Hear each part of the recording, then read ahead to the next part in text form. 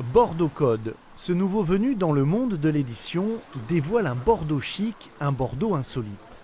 L'ouvrage de 400 pages présente les belles pierres bordelaises, mais aussi ceux qui y vivent.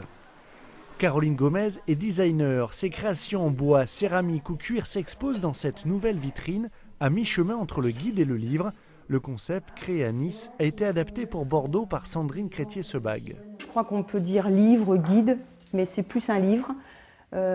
Pourquoi? Parce qu'il y a déjà 450 pages, c'est des photos magnifiques, c'est une mise en page magnifique, c'est un très beau papier. C'est un objet qu'on va garder sur sa table, qu'on va offrir, qu'on va s'offrir. Mais ce n'est pas qu'un guide.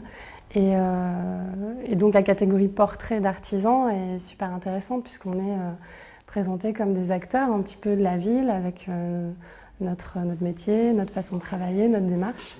C'est un véritable art de vivre à la bordelaise que propose le livre guide, comme cette boutique, la seule en France, spécialisée dans les brosses, pinceaux ou encore blaireaux, et qui a pignon sur rue depuis 200 ans.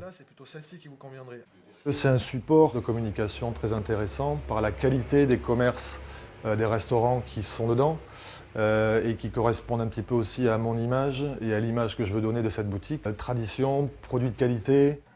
Vincent Bingold a arpenté les rues de Bordeaux et le bassin d'Arcachon pour capter des instants magiques, de magnifiques photographies, les plus belles parmi 10 000 clichés. Un grand marathon d'environ un an, à la rencontre de commerces que moi je ne connaissais pas forcément. Et surtout aussi donc des balades photographiques personnelles. Bordeaux la nuit, le bassin d'Arcachon, plein de lieux un petit peu insolites dans Bordeaux. Pour en voir toujours plus, une application gratuite est disponible pour les smartphones.